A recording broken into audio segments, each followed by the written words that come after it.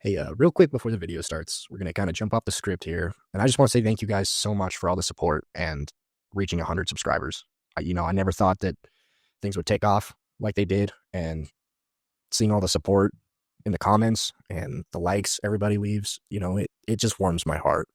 Like, I can't describe to you the goofy smile I get on my face every time I see a comment telling me how much somebody likes the content or how good of a job I do.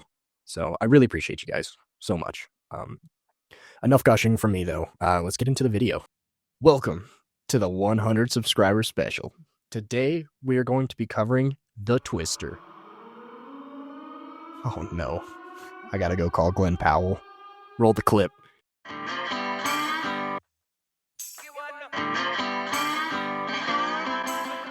What's up? And thanks for stopping by. Today, we're going to be covering one of the more rare shotguns in Borderlands 2. The Twister. This will also mark the start of a new series on the channel for blue unique weapons. This Jacob shotgun is one of the most well-known in the game and has a shocking twist. No? Okay. Stick around as we break down everything you need to know about the Twister in Borderlands 2. What is it? This blue unique shotgun is manufactured by Jacobs. Unlike most Jacobs guns that can't spawn with elements, this one is locked to shock.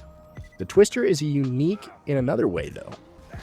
It fires several slow-moving, spherical projectiles that spin around in the shape of a tornado, or twister, hence the name. This shotgun excels at taking down shields since it is locked to shock. However, that is not the only functionality. This shotgun can produce some ridiculously high damage given the right build. This gun is best used at close to somewhat medium range dependent on the size of your enemy. Since this shotgun's projectile moves slow, you tend to get the most out of it by being up in enemies' faces. I mean like kissing them. The Twister will consume 4 ammo per shot despite this stat not being on the weapon card. The red text reads, "Putting trouble on the run," which is a reference to Sam Cooke's song, "Twistin' the Night Away," released in April of 1962. So how do you get it? So to get this beautiful looking shotgun, you'll need the Hammerlock's Big Game Hunt DLC. The enemy that drops this weapon is named Omd Ak, aka Triple O. He has a 33% chance to drop the Twister upon killing him. Now, you might be thinking, but Ghost, you said in the intro this gun is rare. 33% is not even close to a rare drop. And you would be right, except for the fact that Triple O only has a 1% chance to spawn. So how do you get him to spawn? Well, you'll need a badass savage enemy to evolve from a badass to super badass to ultimate badass. And then you have the 1% chance that I mentioned to evolve him into Triple O. Oh, and these guys also don't evolve like the Goliaths do.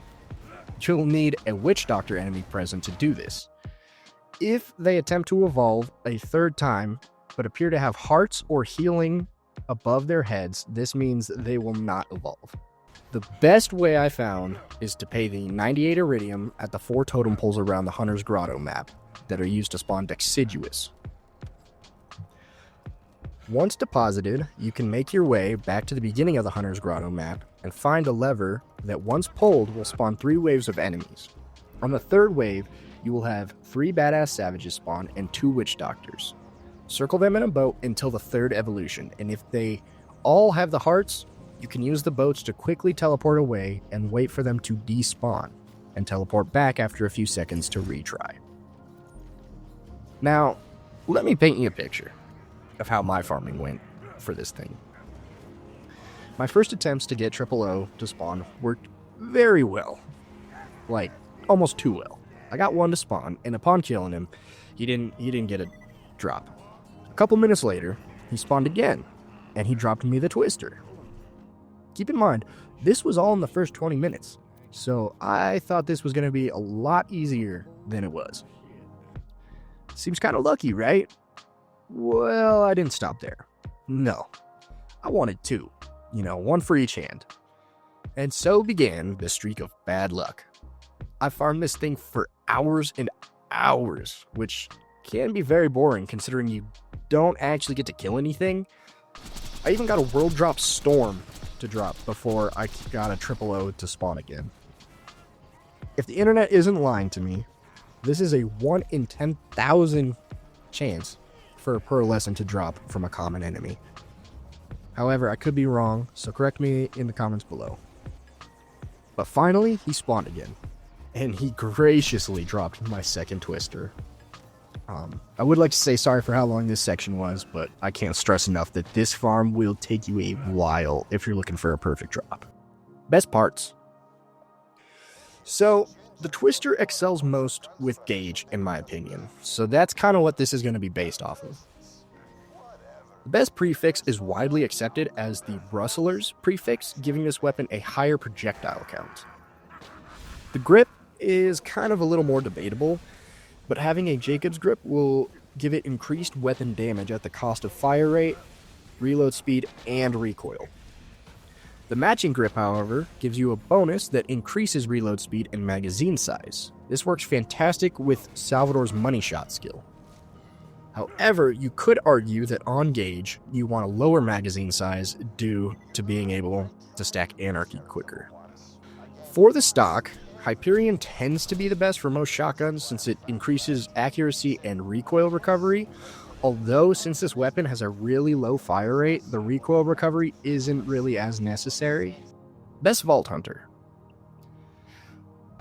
As stated previously, Gage excels with this weapon, and in my opinion, does so the most compared to the other Vault Hunters. Of course, having the Anarchy skill, which can stack up to 400 times with the right setup, increasing overall gun damage by an insane 700% at the cost of greatly reduced accuracy. However, the twister does not seem to be affected by the accuracy reduction, and if it is a minuscule amount compared to most weapons. Also having skills like the nth degree, feels really weird saying it out loud, which makes it so every 5 bullets that hit an enemy, one of them will ricochet to a nearby enemy. Combining this with a 700% damage increase makes this fantastic. Having the skill close enough also makes it so any missed shots that hits a surface have a 50% chance to ricochet to an enemy, dealing 50% damage, which again is still going to be astronomical damage. Some honorable mentions would be Krieg and Axton, due to this weapon dealing 40% splash damage and being considered grenade damage, meaning this will activate Bloodbath for Krieg, and will also get damage boosts from Axton's Grenadier class mod, increasing damage by around 50%, as well as Zero's Bore skill because the individual projectiles can strike the same target more than once for heavily increased damage due to the swirling pattern. So is it worth it? This gun is absolutely worth it. Most, if not all, Vault Hunters can make great use of this unique weapon. However, farming this thing can be tedious. Realistically though, any twister you get to drop will be good, and is not necessary to search out for a god roll. The high damage output and just overall fun aspects of this gun make it one gun that every player should try at least once in their life. Also, being one of the only elemental Jacobs makes it, one of the more unique weapons to get in the game. That about covers everything you need to know about the Twister in Borderlands 2. Thank you all again for the 100 subs. By the time I'll be uploading this, we'll have already blown past that mark, so my apologies for the sort of late upload. Leave a like on the video though to support the channel, and subscribe if you haven't already. The quicker we climb, the sooner I'll have to do another painful farm.